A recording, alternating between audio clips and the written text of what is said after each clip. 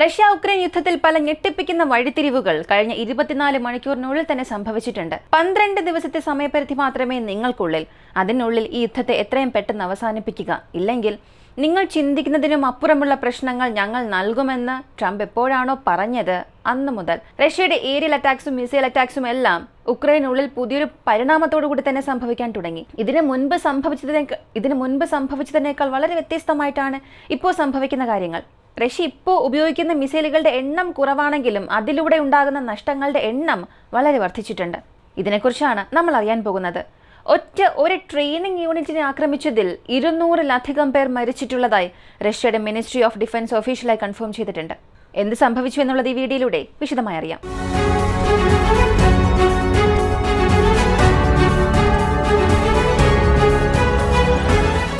ഉക്രൈന്റെ Chernihiv പ്രവിശ്യയിലുള്ള ഹോങ്കാസ്കിൻ എന്ന് വിളിക്കുന്ന ഒരു ഭാഗം. ഇത് കീവിൽ നിന്നും പല കിലോമീറ്ററുകൾ മാറിയുള്ള ഒരു പ്രദേശമാണ്. ബെലാറസിന് വളരെ അടുത്തുള്ള പ്രദേശം. അവിടെ റഷ്യയുടെ 2 ഇസ്കാന്ദർ മിസൈൽസ് ചെന്ന് ആക്രമിക്കുന്നു.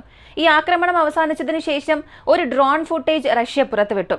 കാരണം ഓരോ തവണയും ഈ സ്ട്രൈക്ക് നടത്തുമ്പോൾ, അതിപ്പോൾ റഷ്യ ആയാലും ഉക്രൈൻ ആയാലും, എങ്ങനെ ഞങ്ങൾ അവിടെ സ്ട്രൈക്ക് നടത്തി, എവിടെ ഏത് സ്ഥലത്ത് കേടുപാടുകൾ സംഭവിച്ചു എന്നുള്ളത് കാണിക്കാൻ വേണ്ടിയും ഈ പോസ്റ്റ് സ്ട്രൈക്ക് അസസ്മെന്റിന് വേണ്ടിയും ഇങ്ങനെയുള്ള ഡ്രോൺ ഫുട്ടേജുകൾ ഉപയോഗിക്കും. റഷ്യയുടെ വിദേശകാര്യ മന്ത്രാലയം ഇതിനെക്കുറിച്ച് ഒഫീഷ്യലായി തന്നെ അറിയിച്ചിട്ടുണ്ട്. ഈ ചെർണീവ് റീജിയനിൽ റഷ്യ നടത്തിയ ആക്രമണത്തിൽ 2 ഇസ്കാന്ദർ മിസൈൽസ് ഉപയോഗിച്ചു. 200-ലധികം ഉക്രൈൻ സർവീസ്മാൻസിനെ ഞങ്ങൾ കൊന്നിട്ടുണ്ട്. ഈ സ്ഥലം എന്നത് വളരെ പ്രധാനപ്പെട്ട ഒരു സൈനിക പരിശീലന കേന്ദ്രമായിരുന്നു. 800-ലധികം പേർ അവിടെ ഉണ്ടായിരുന്നു. റഷ്യയുടെ മുൻനിരയിലേക്ക് അയക്കാൻ വേണ്ടി കേർസ്കിൽ എങ്ങനെയാണോ ഒരു പ്രശ്നം ഉക്രൈൻ സൃഷ്ടിച്ചത്, അതുപോലെ ഒരുപാട് റഷ്യൻ പ്രദേശങ്ങൾക്കുള്ളിലേക്ക് നുഴഞ്ഞു കയറാൻ ശ്രമിക്കുന്നതായി ഞങ്ങൾക്കൊരു ചാര വിവരം ലഭിച്ചു. ഇത്രയും ദിവസം ഉക്രൈൻ ഇത് വളരെ കോൺഫിഡൻഷ്യലോടുകൂടി ചെയ്തുകൊണ്ടിരിക്കുകയായിരുന്നു. ഞങ്ങൾക്കതിന്റെ ഇൻപുട്ട് ലഭിച്ചു എന്നുള്ള കാര്യം ഉക്രൈൻ ഒരല്പം പോലും അറിഞ്ഞില്ല. പ്രധാനമായും അത്തരമൊരു സമയത്ത് റഷ്യയ്ക്കുള്ളിലേക്ക് ഇങ്ങനെ നുഴഞ്ഞു കയറാൻ ശ്രമിക്കുന്നതിന് മുൻപ് തന്നെ ഞങ്ങൾ അവരെ ന്യൂട്രലൈസ് ചെയ്തു എന്ന് ഒരു വാർത്തയായി പറഞ്ഞു. മാത്രവുമല്ല, 2 ഇസ്കാന്ദർ മിസൈൽസ് ഉപയോഗിച്ചല്ലോ. ഇതിനു മുൻപ് 5-6 മിസൈൽസ് ഒക്കെ ഉപയോഗിച്ചപ്പോഴും അത് കാരണം കൂടുതൽ കാഷ്വാലിറ്റീസ് കൊണ്ട് ഉണ്ടായിട്ടില്ല. അപ്പോൾ ഈ 2 മിസൈൽസിൽ എങ്ങനെ ഇത്രത്തോളം നാശനഷ്ടം വരുത്തിവെക്കാൻ കഴിഞ്ഞു എന്ന് ചോദിച്ചാൽ, ഇതിനു മുൻപ് സ്ട്രൈക്ക് ചെയ്ത ടാർഗറ്റ്സ് എല്ലാം തന്നെ ഹാർഡ് ടാർഗറ്റ്സ് ആണ്. അമ്യൂണിഷൻ ഡെപ്പോസിനെ ആക്രമിക്കുക, പ്രധാനപ്പെട്ട ചില ക്രിട്ടിക്കൽ ബിൽഡിംഗ്സിനെ ആക്രമിക്കുക, ഇങ്ങനെയൊക്കെയാണ് പോയത്. എന്നാൽ ഇപ്പോൾ ആക്രമിച്ചിരിക്കുന്നത് കാഷ്വാലിറ്റീസ് കൗണ്ട് ഇൻക്രീസ് ചെയ്യണം എന്നതിനു വേണ്ടി മാത്രം ഈ സൈനിക പരിശീലന കേന്ദ്രങ്ങളെ ലക്ഷ്യം വെച്ച് ആക്രമിച്ചിട്ടുണ്ട്. ക്ലസ്റ്റർ വാർഹെഡ് ഉപയോഗിച്ചിട്ടുണ്ട്. ഹൈ എക്സ്പ്ലോസീവ് ഫ്രാഗ്മെന്റേഷൻ വാർഹെഡ് ഉപയോഗിച്ചിട്ടുണ്ട്.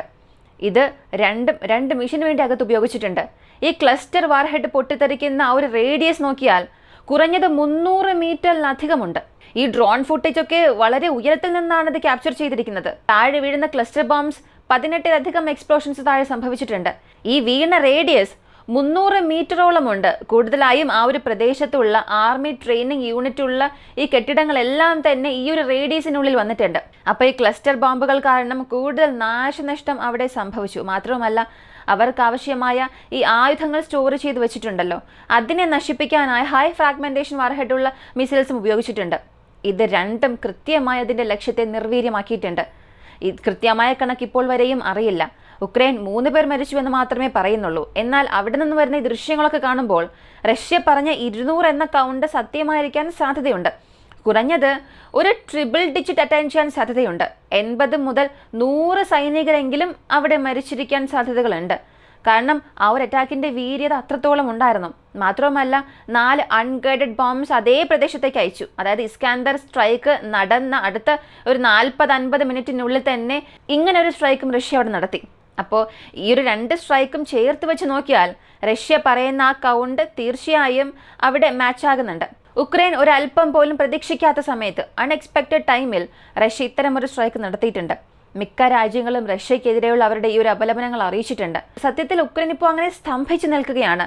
ഇങ്ങനെ ഒരു സ്ഥലം ഉണ്ടെന്നുള്ള കാര്യം 1 വർഷത്തോളം റഷ്യയെ കൊണ്ട് കണ്ടെത്താനേ കഴിഞ്ഞില്ല. 3.5 വർഷമായി യുദ്ധം സംഭവിക്കുന്നുണ്ട്. ചില ഡാറ്റ അനുസരിച്ച് നോക്കിയാൽ അവിടെ ഈ ആർമി ട്രെയിനിങ് യൂണിറ്റ് ആരംഭിച്ചത് തന്നെ 2023 ഒരു പകുതിയോടുകൂടിയാണെന്ന് പറയുന്നു. കാരണം അതിനുശേഷമാണ് അവിടെ ഒരു മിലിറ്ററി ട്രക്ക് മൂവ്മെന്റ്സ് ഒക്കെ കൂടുതലായിരുന്നത്. അപ്പോൾ ആ സമയത്തൊന്നും റഷ്യ സ്ട്രൈക്ക് ചെയ്യാതെ ഇപ്പോൾ സ്ട്രൈക്ക് ചെയ്തത് ഉക്രൈൻ ഒരു വലിയ നഷ്ടം തന്നെയാണ്. കാരണം ഇതിനകം തന്നെ ഉക്രൈൻ്റെ പക്കൽ മാൻ പവർ ഒട്ടും തന്നെ ഇല്ല.